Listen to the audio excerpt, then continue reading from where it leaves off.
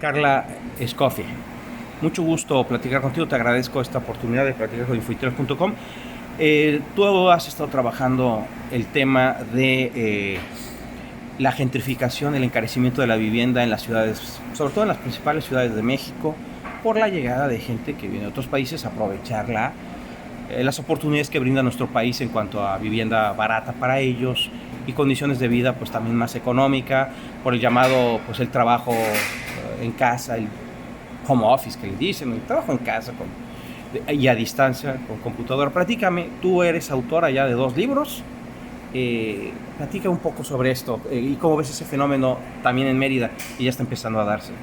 Bueno, en general lo que está pasando en México es una problemática de vivienda muy profunda y pues que tiene varias aristas. Una de ellas es la gentrificación, no es la única, pero evidentemente es uno de los muchos problemas que vemos en distintas ciudades, incluyendo Mérida, que se puede además mezclar con otro tipo de procesos como puede ser, por ejemplo, la turistificación, la especulación inmobiliaria.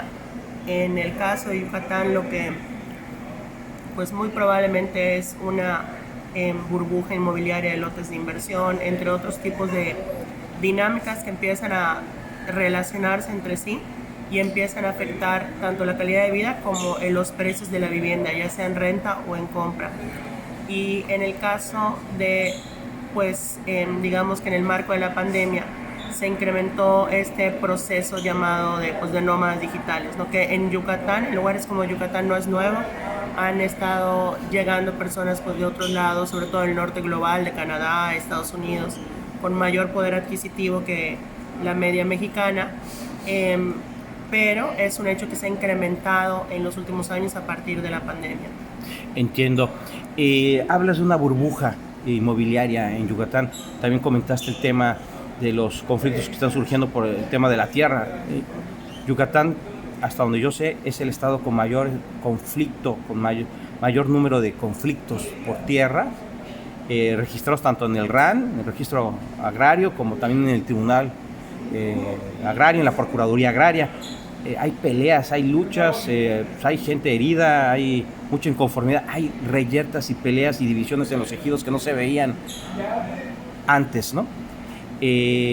¿Por qué hablas tú de una burbuja inmobiliaria en Yucatán específicamente y en Mérida? Claro, bueno, de manera específica yo creo, al menos de lo que yo he estudiado, de lo que yo le he dado seguimiento, me parece que hay elementos para creer que hay una burbuja inmobiliaria, al menos en los lotes de inversión. No sé si en las casas construidas, no estoy negando ni afirmando, Sí. pero en el caso de los lotes de inversión sí, porque todo indica que es un mercado que se sostiene de la especulación. En todo mercado hay siempre especulación, ¿no? Lo vemos ahorita lo hemos visto en los últimos años con el tema de los conciertos, ¿no? Evidentemente, sí, casi siempre, o digamos, es común que en un mercado haya una demanda especulativa, es decir, personas que no buscan hacer uso del producto, sino que buscan revenderlo, no especulando con el precio. Pero esto no hace una burbuja. Lo que hace una burbuja es cuando ese mercado se sostiene principalmente de una demanda especulativa, no de uso. Es decir, hay más personas que están adquiriendo el bien para especular y no para usarlo.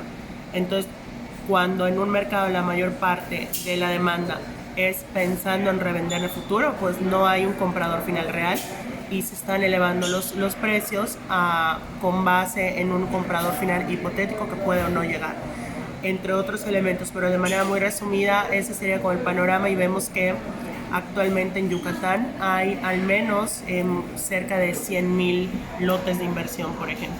100,000 lotes de inversión. Cerca de 100,000 Qué lotes bárbaro. de inversión. Al menos de lo que yo he documentado. Ajá. De la muestra que yo he documentado hay cerca de 100,000 lotes de inversión. ¿En qué municipios fundamentalmente, sabes? Pues están en todo el estado, pero llama la atención la situación de Cizal, particularmente porque hay más lotes de inversión que personas viviendo en Cizal. Claro. Entonces vemos que lo mismo pasa en San Benito, en lugares de ese tipo, pero principalmente están en Mérida, alrededores, Canacín, en Progreso. Y además no hay infraestructura para que llegara hipotéticamente toda esa gente a vivir, ¿no?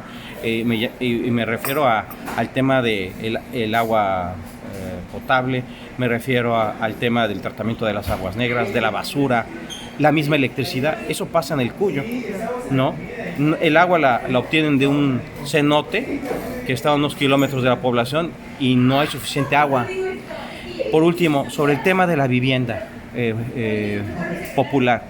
Este es un gobierno de izquierda, como dice, y me refiero al gobierno federal, cuanto a su política de atención a un tema tan crucial, tan importante como es el de la vivienda para hacer justicia social. La gente puede adquirir vivienda en México. Yo hasta donde veo nada más es a través del Infonavit. Tienes que ser un asegurado, tener... existe una política de vivienda popular en México. No, en términos generales no. Creo que lo que ha habido en México es más bien una política inmobiliaria, más que una política de vivienda. Y en el caso de la vivienda en este sexenio, lo que ocurre es que para entender cómo se está entendiendo la vivienda, hay que entender cómo se está entendiendo la pobreza.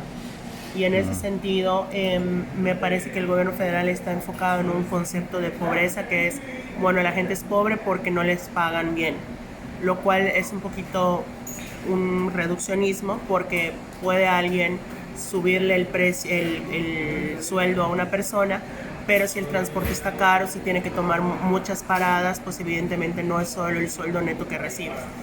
Entonces, me parece que la vivienda se ha visto como una especie de consecuencia que llegará con el tema de los salarios, lo cual sí es importante. Evidentemente, la carencia de los salarios impacta en qué tanto las personas pueden adquirir vivienda, pero no es lo único. Y me parece que no hay, si bien hay ciertas acciones que pueden ser interesantes, no me parece que están estructuradas en una perspectiva o en un horizonte de política de vivienda social. Por ejemplo, se han hecho cosas muy interesantes en los reglamentos del Infonavit actualmente para garantizar que no estén, como ocurría en otros sexenios, alejados, lejos de escuelas, hospitales. Sin embargo, el problema es que seguimos apostando al Infonavit, cuando el Infonavit, pues justamente como lo mencionabas, es para personas que están en la economía formal, que están inscritas en el Infonavit, que además ya acumularon ciertos puntos Infonavit. Exacto. Y que además su sueldo hace que valga la pena en comprar con créditos Infonavit. Entonces es un sector muy reducido que es importante, que está bien que existe, que fortalecer el Infonavit, pero pensar que solo con Infonavit ya hiciste una política de vivienda es como pensar que solo porque hayan tortillas en tu restaurante ya es un restaurante de comida mexicana. O sea, no es suficiente, es parte de, pero no es suficiente. Claro, de allí que veamos que siguen proliferando los asentamientos irregulares, que la gente tiene que buscar de qué manera se construye pues, un patrimonio, su casa, que es algo básico, elemental, para que en un país exista un mínimo de justicia social desde mi punto de vista. ¿Algo con lo que tú quisieras concluir, Carla? No, justamente retomando eso que acabas de comentar, sí. También hay que tener en cuenta eso, porque Mérida de alguna manera está contando, sobre todo muchos proyectos de industrias, proyectos hoteleros, etcétera, están contando con que va a llegar gente de otros municipios a trabajar a Mérida, pero al mismo tiempo nos pregunta dónde van a vivir esas personas, ¿no? Y qué tipo de ofertas de vivienda asequible hay en Mérida. Entiendo. ¿Tus libros, dónde los podemos conseguir? ¿Cuándo estará disponible el segundo? Pues, ¿Y del título? El Derecho a la Vivienda en México está disponible en Editorial Tirán. Actualmente se puede conseguir en Amazon o en la página directamente con la editorial. Y el nuevo libro, que sale con Editorial Grijalbo, va a salir en mayo de 2023.